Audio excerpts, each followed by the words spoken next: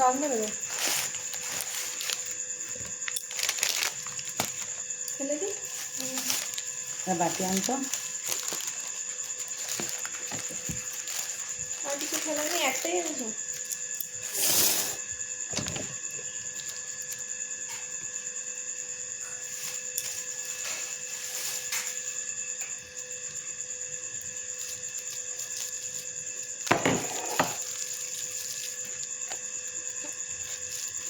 বন্ধ কর, দাঁড়ানো এটা ঢেলে নি হয়ে গেছে মাছ করে বন্ধ কর।